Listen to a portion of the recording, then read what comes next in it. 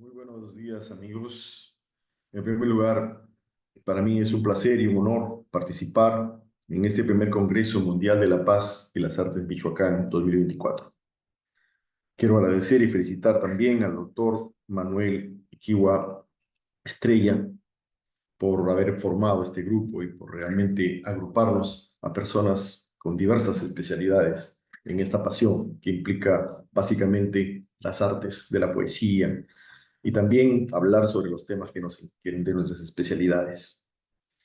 Yo soy físico, me especialicé en física de la Tierra, en sismología, pero en esta oportunidad no voy a hablar sobre mi especialidad. Quiero hablar un poco sobre la importancia que tiene la ciencia en el desarrollo de los países.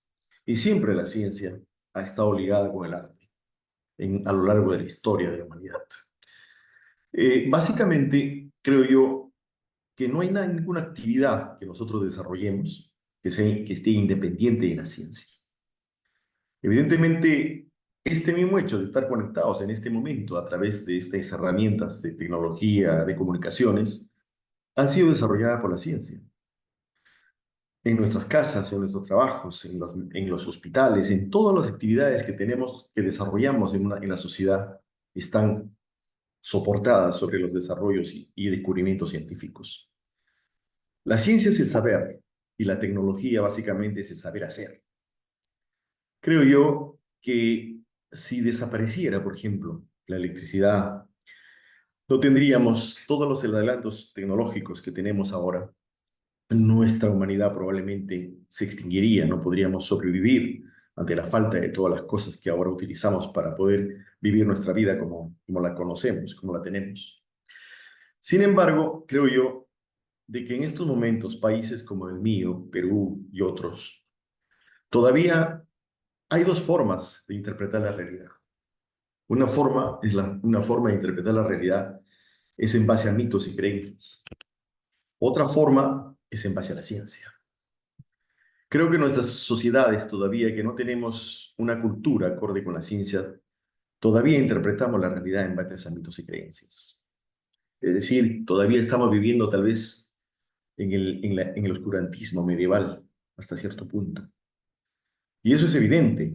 Cuando ocurre un problema en nuestras vidas, nos acercamos a, a los mitos, rogamos a seres, en algunos casos a Dios, en algunos casos a imágenes, para que solucionen nuestros problemas. Una sociedad que limita con la ciencia o que vive acorde con la ciencia, le pide a la ciencia que resuelva sus problemas. Por ejemplo, en la pandemia, ¿qué ha resuelto los problemas de la pandemia? Obviamente la ciencia. Con las vacunas. No ha habido otro elemento que pueda ayudarnos a resolver ese problema, si no han sido las vacunas. Bueno, eso es bien importante de tener en cuenta.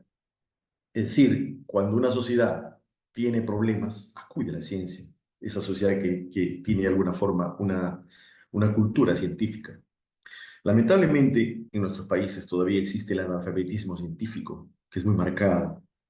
Eso implica que no tenemos ninguna base elemental de considerar qué cosa es la ciencia y cómo debemos hacer nuestras vidas acorde con ella.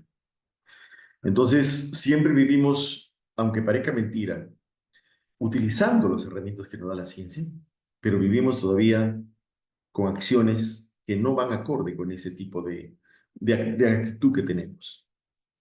Entonces, es interesante observar que la tecnología y la ciencia se soportan sobre una cultura que tiene que generarse para que esas herramientas que tenemos sean útiles. Por ejemplo, estamos en estos momentos en este congreso. Es fantástico porque nos encontramos en diferentes partes del mundo y podemos hacer llegar nuestra presentación, nuestras ideas, nuestro salud.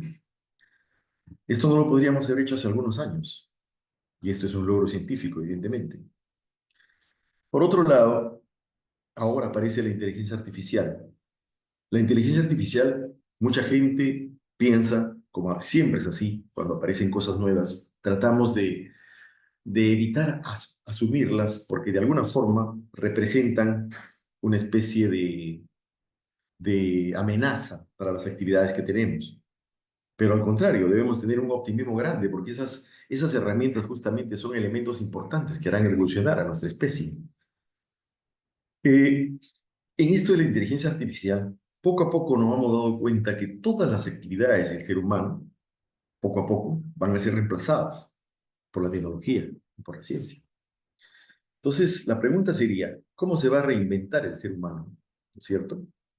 Va a quedar tan poco trabajo humano remunerado que se va a desvincular el trabajo del ingreso, definitivamente. Todos cobramos un sueldo ahora por el mero hecho, vamos a cobrar por el mero hecho de trabajar, pero en el futuro vamos a cobrar un sueldo por el mero hecho de existir, ¿no es cierto? Así tenga o no se tenga trabajo. Eso va a permitir la tecnología. Esta idea no se está discutiendo en un países comunistas o qué sé yo. Esta idea se está discutiendo en Europa, en países europeos. En el mismo Silicon Valley ya existe, se está empujando esta idea, es decir, un salario universal.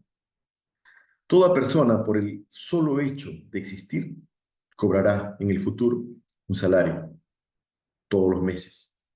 La tecnología graba los ingresos para asignarlo a la persona que pudieran comer, para que pudieran comer.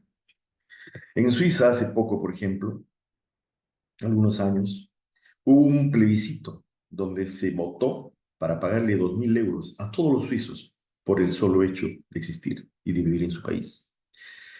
Está volando la idea de que esto sea el salario, ya sea, va a ser una contrapartida directa, ya no va a ser una contrapartida directa del trabajo, sino va a ser un elemento que las personas van a tener por el solo hecho de existir y la tecnología lo proveerá. Entonces, ¿qué futuro vamos a tener? Obviamente, si nosotros lo que hacemos va a ser reemplazado por la tecnología y la ciencia, eh, ¿qué cosa va a dar sentido a nuestra vida? Imagínense ustedes, vamos a tener la posibilidad de hacer lo que nosotros queremos. Va a haber la posibilidad de lograr nuestros sueños, porque el hecho de vivir una vida de alguna forma, con el solo hecho de generar ingresos para existir, va a asumirlo la ciencia, con todo lo que viene ocurriendo. Entonces, yo creo que esta es una cosa importante a reflexionar, ¿no? Es una cosa muy importante a reflexionar. Y quería darles este mensaje pequeño y corto, con estas reflexiones que nos ofrece la tecnología y la ciencia en el futuro.